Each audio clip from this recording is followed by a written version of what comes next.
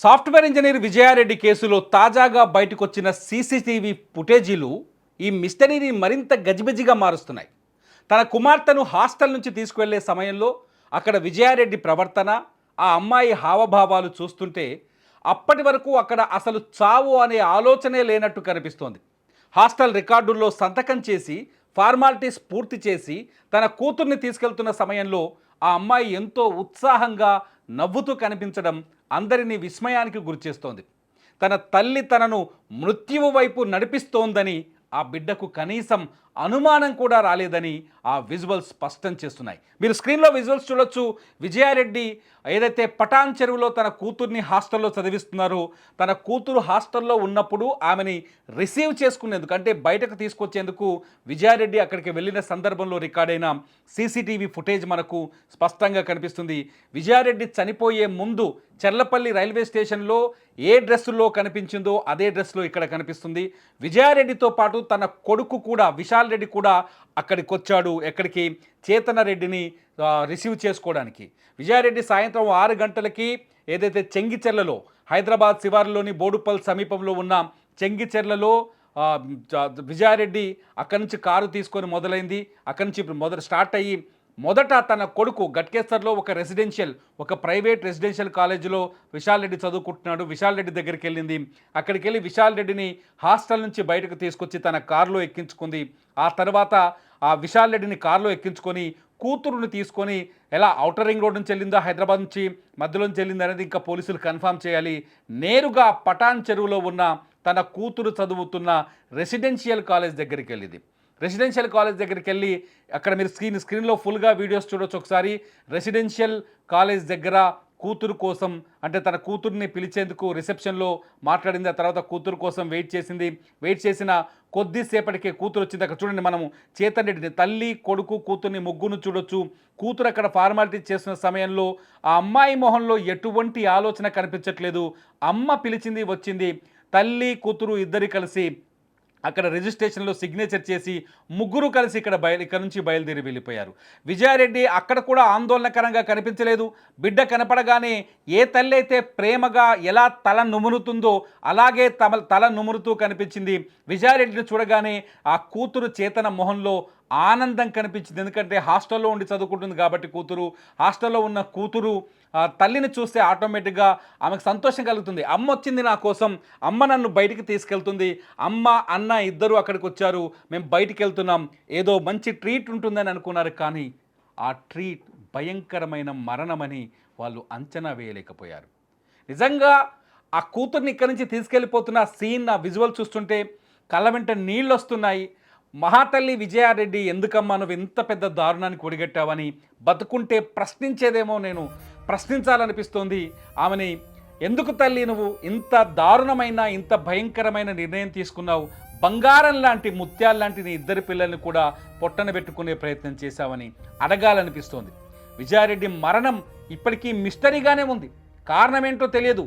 సరిగ్గా 60 పదాలలో రాసిన సూసైడ్ నోట్ తప్ప ఇంకేమీ దొరకలేదు. విజయారెడ్డి కేసులో ఇంతవరకు పోలీసులకు ఏమీ దొరకలేదు. ఆమె ఫోను ల్యాప్టాప్ అంతా పోలీసుల దగ్గర ఉంది. వాళ్ళు ట్రాక్ చేసే ప్రయత్నం చేస్తున్నారు. ఎవరైనా బెదిరింపులకు పాల్పడ్డారా లేకపోతే ఇంకేదైనా సంఘటన ఉందా అని విచారించే ప్రయత్నం చేస్తున్నారు. కానీ ఇప్పటి వరకు ఆ క్లారిటీ కూడా రాలేదు.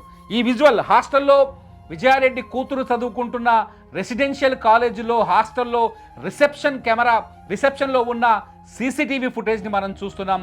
సీసీటీవీ ఫుటేజ్లో చాలా స్పష్టంగా కనిపిస్తుంది. విజయారెడ్డి హాస్టల్ లోపలికి వచ్చి అక్కడ ఫోన్ చెక్ చేసుకుంటూ ఉన్నారు.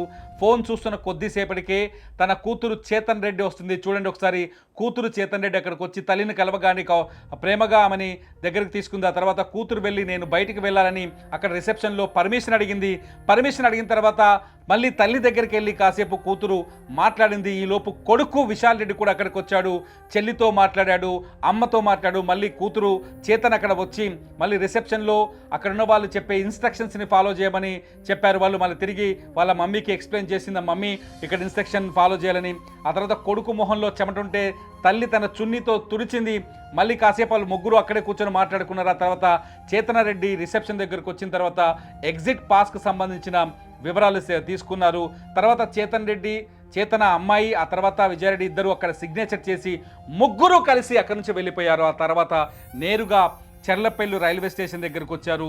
చెర్లపల్లి రైల్వే స్టేషన్లో చాలాసేపు అక్కడ తిరిగిన తర్వాత రాత్రి 1 గంటల తర్వాత ముగ్గురు కలిసి ఒక గూడ్స్ రైలు ఎదురుగా నిలబడి కౌగిలించుకొని నిలబడి ముగ్గురు ప్రాణాలు వదిలేశారు. అతిపెద్ద ప్రశ్న ఇక్కడ, చాలా బాధాకరమైన ప్రశ్న, సమాధానం దొరకని ప్రశ్న. ఇప్పటి వరకు అసలు ఆ ఇద్దరు పిల్లల్ని చనిపోదామని విజయారెడ్డి ఎలా కన్విన్స్ చేసింది అని, ఆ ఇద్దరి పిల్లల్ని మనం చనిపోతున్నామని ఎలా ఒప్పించింది. ఒకరి వయసు 16 సంవత్సరాలు, ఇంకొకరి వయసు 17 సంవత్సరాలు. చేతన చిన్నది 16 సంవత్సరాలు, విశాల్ పెద్దోడు 17 సంవత్సరాలు. ఆ ఇద్దరు బిడ్డల్ని ఎలా ఒప్పించింది ఆ తల్లి? ఏ మాటలు చెప్తే ఆ పిల్లలు చావుకు అంగీకరించారు? ఎలా కన్విన్స్ చేస్తే ఆ తల్లి మాటలు విని నమ్మారు? ఆ తల్లి చెప్పిన మాటలు వాళ్ళని కూడా ఎందుకు బాధకు గురి చేసినాయి? సాధారణంగా ఒక మనిషి చనిపోవాలి అనుకున్నప్పుడు ఏదో ఒక ఎమోషన్ ఖచ్చితంగా ఉంటుంది. ఇక్కడ కూడా ఎమోషన్ ఉంది. ఆ ఎమోషన్ ఏంటనేది బయటకు రావాల్సిన అవసరం ఉంది. అది బెదిరింపులా, లేకపోతే ఎవరైనా బ్యాక్ అండ్ బ్లాక్మెయిల్ చేశారా, లేకపోతే మూడో వ్యక్తి ప్రమేయం ఉందా అనేది ఇక్కడ తేలాల్సి ఉంది. ఇంకా ఇంతవరకు తేలలేదు. దానిపైన విచారణ జరుగుతుంది. మీరు రైల్వే స్టేషన్లో వీడియో చూస్తున్నారు. హాస్టల్ నుంచి బయలుదేరినప్పుడు ఏ డ్రెస్సుల్లో ఉన్నారో వాళ్ళు రైల్వే స్టేషన్ సీసీ కెమెరాలో ఉన్నప్పుడు కూడా అదే డ్రెస్సుల్లో ఉన్నారు. సాయంత్రం 6 గంటల నుంచే, జనవరి 30వ తేదీ సాయంత్రం 6 గంటల నుంచే వీళ్ళని మృత్యువు ముందుకు నడిపిస్తోంది. మృత్యువు వీళ్ళని తీసుకెళ్ళింది. ఒక్కో అడుగు చావుకు దగ్గర చేసింది. యమపురి వైపు అడుగులు వేయిస్తూ తీసుకెళ్ళింది. నిజంగా ఆ కుటుంబం ఇవాళ కన్నీళ్లు పెట్టుకుంటుంటే, విజయారెడ్డి భర్త సురేందర్ రెడ్డి ఏడుస్తుంటే, వాళ్ళ అత్తమామ ఏడుస్తుంటే, వాళ్ళ అమ్మ ఏడుస్తుంటే, వాళ్ళ తమ్ముడు ఏడుస్తుంటే, నిజంగా విజువల్స్ చూడడానికి కూడా మాకు గుండె ధైర్యం సరిపోవట్లేదు. ఈ వార్తని ఎందుకు పదే పదే మళ్ళీ చెప్తున్నారు మీరు చాలామంది కింద కామెంట్ చేయొచ్చు. కానీ ఇటువంటి నిర్ణయాలు ఎవరు తీసుకోకూడదు. దయచేసి మీకు ఏదైనా కష్టం వస్తే కౌన్సిలింగ్ చేసే వాళ్ళు చాలామంది ఉన్నారు. కనీసం మీ లోకల్ పోలీస్ స్టేషన్ దగ్గరికి వెళ్తే మీకు ఏదైతే ఆ మూమెంట్ ఉందో, ఆత్మహత్య లాంటి ఇటువంటి పిచ్చి ప్రయోగాలు చేయాలనిపించే మూమెంట్స్ ఉన్నాయో, ఆ మూమెంట్స్ నుంచి మిమ్మల్ని బయటికి తీసుకొచ్చే, మీ మనసుని మార్చి మీ కౌన్సిలింగ్ ఇచ్చే వ్యవస్థలు చాలా ఉన్నాయి. దయచేసి ప్రాణాలు తీసుకోవాలనే ఆలోచన చేయకూడదనే ఉద్దేశంతో విజయారెడ్డి కథను మళ్ళీ చాలామందికి, ప్రతి ఒక్కరికి ప్రతి నిమిషం అర్థమయ్యే విధంగా చెప్పే ప్రయత్నం చేస్తున్నాం. బంగారంలా ఉన్నారు చూడండి. వాళ్ళని ఆ ఫోటోలో చూస్తుంటే బాధ కలుగుతోంది. కష్టపడి చదువుకున్నారు. విజయారెడ్డి ఫ్యామిలీ బ్యాక్గ్రౌండ్ మీకు చెప్తే మీరు కన్నీళ్ళు పెట్టుకుంటారు. ఎందుకంటే ఆమె భర్త సురేందర్ రెడ్డి కావచ్చు, వాళ్ళ తల్లిదండ్రులు కావచ్చు, చాలా దూర ప్రాంతం నుంచి ఈ ప్రాంతానికి ఏదైతే యాదాద్రి భువనగిరి జిల్లా బీబీ నగర్ మండలం ఆ గూడూరు పరిసర ప్రాంతాల్లో వాళ్ళు అక్కడ సెటిల్ అయి ఉన్నారు. వాళ్ళు కష్టపడి జీవితాన్ని పైకి వచ్చారు, కష్టపడి చదువుకున్నారు. భర్తకు మంచి ఉద్యోగం ఉంది, విజయారెడ్డికి మంచి ఉద్యోగం ఉంది, తల్లితో హ్యాపీగా ఉంది, తమ్ముడితో హ్యాపీగా ఉంది, పిల్లలు చాలా హ్యాపీగా చదువుకుంటున్నారు. మొన్నే విజయారెడ్డి కూతురు చేతన ఎవరైతే చనిపోయారో ఆ అమ్మాయి జేఈ మెయిన్స్ ఎగ్జామ్ కూడా రాసింది.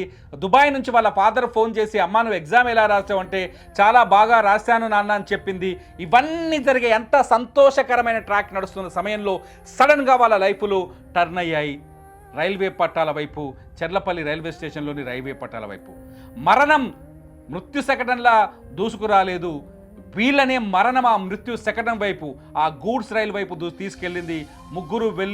ముగ్గురు వెళ్ళి ఒకరినొకరు హత్తుకొని ఆ ట్రైన్ ముందుకు నిల్చున్నారని పైలట్ చెప్పిన మాటలు వింటుంటే మనకు అర్థమవుతుంది. పైలట్ ఇచ్చిన స్టేట్మెంట్ ఆధారంగా మనకు అర్థమవుతుంది. పోలీసులు చెప్తున్న మాటల ప్రకారం అర్థమవుతుంది ఎందుకు విజయారెడ్డి ఆత్మహత్య చేసుకుంది. ఇప్పటికే అంతు చిక్కట్లేదు.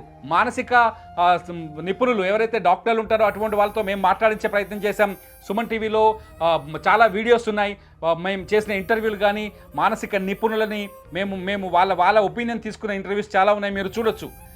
అసలు ఈ తల్లికి చనిపోవాలనే ఐడియా ఎందుకు వచ్చింది, ఆలోచన ఎందుకు వచ్చింది, ఎందుకు 6 గంటలకు మొదలై, 6 అంటే సాయంకాలం 6 గంటలకు మొదలై అర్ధరాత్రి 1:25 వరకు చనిపోవాలనే అదే థాట్తో ఎలా ఉండగలిగింది? అంత పెద్ద కష్టం ఏంటి, అంత పెద్ద బాధ ఏంటి, ఎందుకు ఆ తల్లిని అంతసేపు, ఆ విజయారెడ్డిని, ఆమె ఇద్దరు పిల్లల్ని అంతసేపు చచ్చిపోవాలనే ఆలోచనలోనే ఉంచింది? ఆ సంఘటన ఏంటి అనేది ఇక్కడ మనకు అంతు చిక్కడం లేదు. విజయారెడ్డి మాత్రం ఖచ్చితంగా తప్పు చేసింది. ఎందుకు తప్పు చేసిందంటే, కష్టం ఎంతదైనా కావచ్చు, ఖచ్చితంగా తప్పు చేసింది. తనతో పాటు తన ఇద్దరి పిల్లల్ని తీసుకొని చనిపోయి అతిపెద్ద మిస్టేక్ చేసింది. ఆ పిల్లలు బతుకున్నా ఇవాళ, తన కష్టం వస్తే తనే సాధారణంగా మానసిక సమస్య ఉన్నా, ఆర్థిక సమస్య ఉన్నా, ఇంట్లో సమస్యలున్నా ఆడవాళ్ళు గతంలో ఉన్న కేసులు ఒకసారి చూస్తే తమను తాము అంతం చేసుకోవాలని ఆలోచిస్తూ ఉంటారు ఎక్కువ మంది. ఫైట్ చేసి చేసి చేసి చేసి అలసిపోయి చివరికి తమను తాము అంతం చేసుకోవాలని ఆలోచిస్తుంటారు. కానీ విజయారెడ్డి తనతో పాటు తన ఇద్దరు పిల్లల్ని కూడా ఎందుకు అంతం చేయాలనుకుందనేది ఇప్పుడు అంతు చిక్కడం లేదు. మీకేమనిపిస్తుంది ఈ దృశ్యాలన్నీ, ఈ వీడియోస్ అన్ని చూస్తుంటే? మీరు కాలేజీలో వీడియోని మళ్ళీ మీరు ఒకసారి మేము చూపించే ప్రయత్నం చేస్తాం. ఒకసారి చూడండి కాలేజీలో వీడియో. అక్కడ చనిపోతామనే ఆలోచన కానీ, చనిపోతామనే బెరుకు కానీ, చనిపోతామనే బాధ కానీ ఎవరిలో లేదు. విజయారెడ్డిలోనే కనిపించట్లేదు. చాలా క్యాజువల్గా కనిపిస్తుంది సీసీ కెమెరాలో. చూడండి ఒకసారి విజువల్.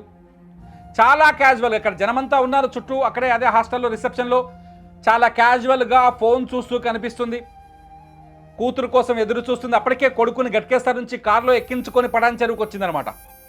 కొడుకు కూడా వచ్చాడు. అక్కడ ఒక చేతన అమ్మాయి వచ్చిన తర్వాత మాట్లాడింది చాలా క్యాజువల్గా. చూడండి ఎంత సింపుల్గా మాట్లాడిందో. సింపుల్గా మాట్లాడింది. అక్కడి నుంచి మళ్ళీ కూతురు దగ్గరికి వచ్చిన తర్వాత చాలా సింపుల్గానే ఉంది. ఆ పాపకి అప్పుడు తెలియదు. తన విచిత్రమైన విషయం ఏంటంటే ఇక్కడ ఆ ఇద్దరు పిల్లలకు తల్లి తమను తీసుకెళ్ళి చంపబోతుందనే విషయం తెలియదు. ఆ ఇద్దరు పిల్లలకు తెలియదు. అప్పటికి నాకు మన పోలీసుల అంచనా ప్రకారం హాస్టల్ నుంచి ఇద్దరు పిల్లల్ని బయటకు ఎందుకు తీసుకొచ్చిందో ఆ ఇద్దరు పిల్లలకు తెలియదు. ఆమె ఇద్దరి పిల్లల్ని తీసుకెళ్ళి చంపబోతుంది, వాళ్ళతో పాటు తను చనిపోబోతుందనే ఈ విషయం ఎవరికీ తెలియదు. ఆ పిల్లలకు తెలియదు కాబట్టి చూడండి ఆ పాప ఎంత నార్మల్గా ఉందో. బంగారు తల్లి ఇప్పుడు బతికి లేదు. ఆ బంగారు తల్లిని గుర్తు చేసుకుంటే కన్నీళ్ళు వస్తున్నాయి. దయచేసి తల్లిదండ్రులకు కానీ ఎవరికైనా మీ ఎమోషన్స్ ఉంటే దయచేసి ఇటువంటి నిర్ణయాలు తీసుకోవద్దనేది నా విజ్ఞప్తి. మీరేం చెప్తారు? ప్రేక్షకులుగా మీ అభిప్రాయాన్ని ఖచ్చితంగా ఈ వీడియో కింద రాయండి. తల్లిదండ్రులకి ఖచ్చితంగా మీరు ఒక మంచి సందేశాన్ని ఇస్తారు మీ మెసేజ్ ద్వారా నేను ఆశిస్తున్నాను. అప్డేట్స్ కోసం చూస్తూనే ఉండండి సుమన్ టీవీ. చెర్రి తల్లి, చిట్టు తల్లి.